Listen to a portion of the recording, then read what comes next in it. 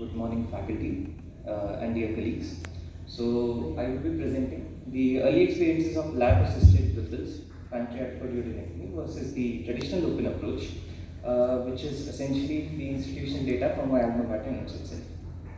So, we all know Whipples Pancreaticoduodenectomy has been a traditional ailment for pancreatic and periampullary malignancies, with the first lab Whipples Pancreatico-duodenectomy performed by the legendary laparoscopic surgeon Gallon, who you may also remember was the first one to introduce endoscopic surgeries to thyroid and parathyroid by literature which is predominantly foreign, and some of our Indian laparoscopic surgeons like Palani sir has given us the fortunate review of literature that benefits like post-operative pain, shorter hospital stay, faster recovery, and improved cosmetic outcome is the general idea, which is also usually seen in a laparoscopic variety as compared to the traditional open one.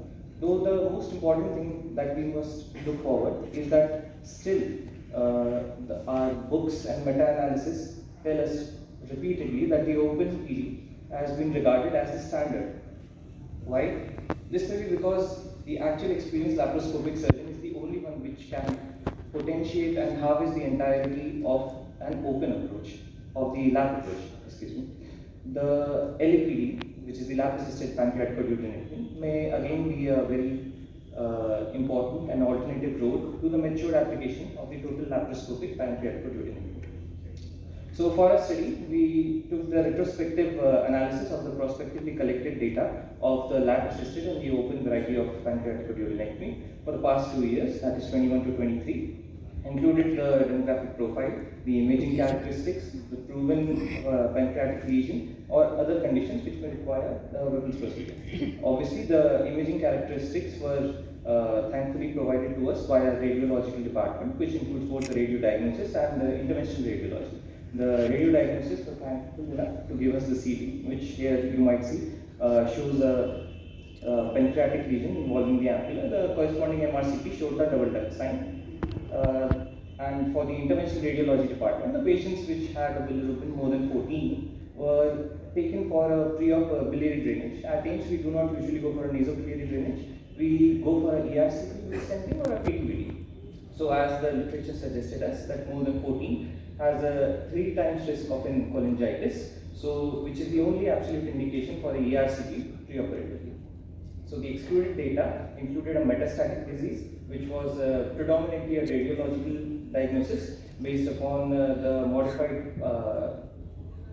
VAX Rajvardhan criteria, and unresectable diseases detected on imaging intraoperatively, diagnostic laparoscopically, BMI of more than 35 and previous abdominal surgery, as those preclude most laparoscopic surgeries, and an ongoing pancreatitis, which would tell us that it is much more important for us to go for a conservative approach first.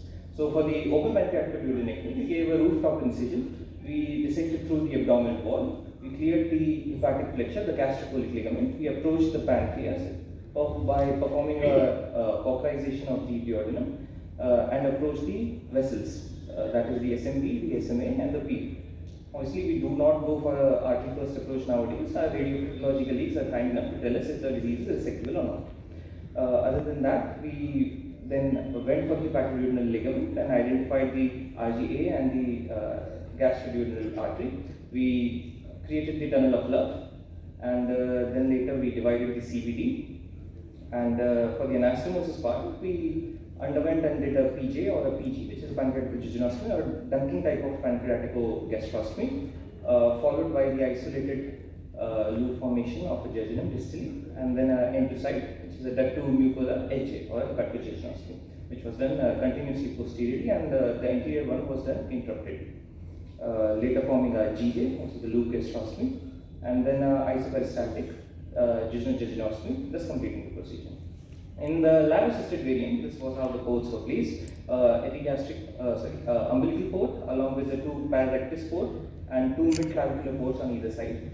And then later, similar lines were followed. The gastrocolic omentum was cut, and the gastroepiploic vessels were harvested and ligated. And here we must make a note of the gastrocolic trunk of Henle, which has variable anatomy, and thus it should be noted that it's not cut enough so that hemorrhage may not be caused later.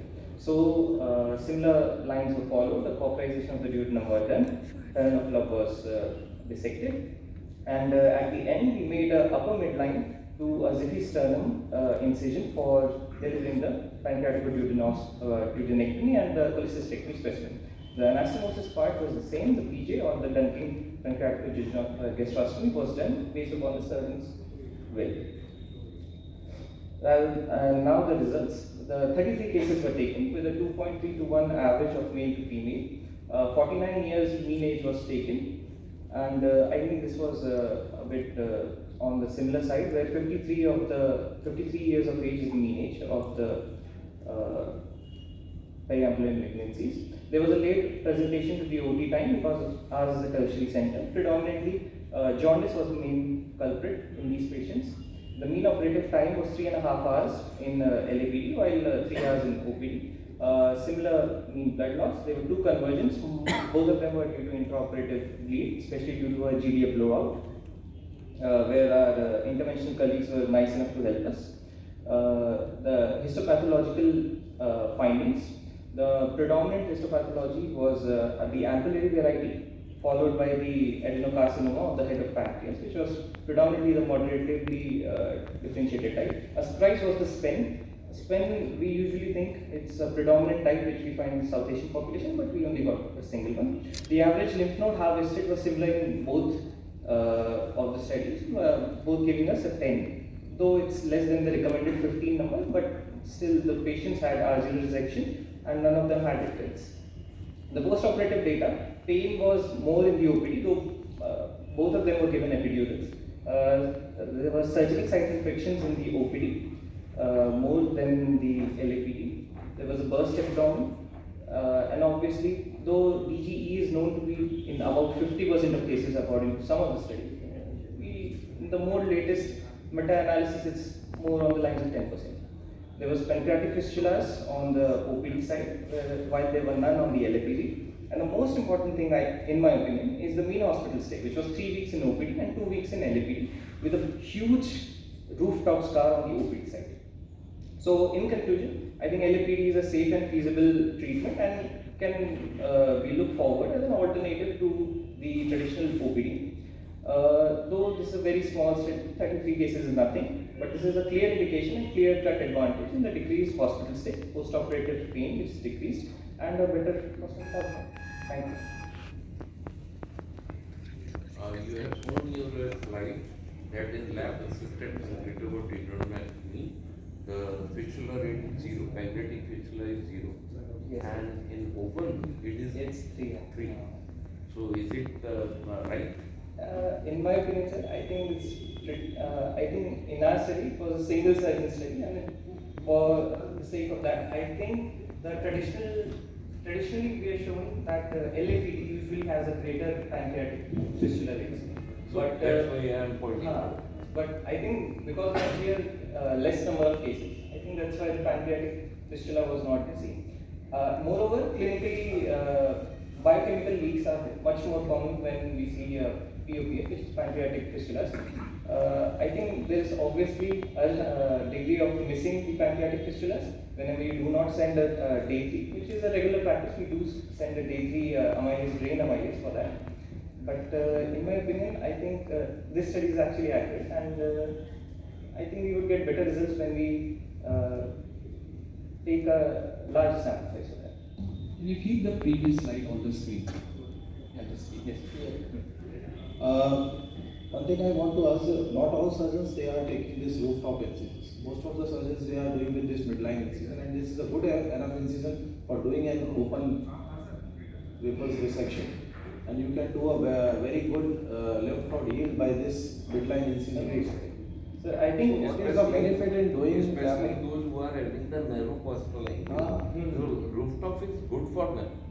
I think the only most other of the advantage surgeons they are comfortable with the midline incision, and routinely we are also doing in our institute. And in our institute, one of our surgeons is doing laparoscopic and he is doing total laparoscopic Whipples procedures until date.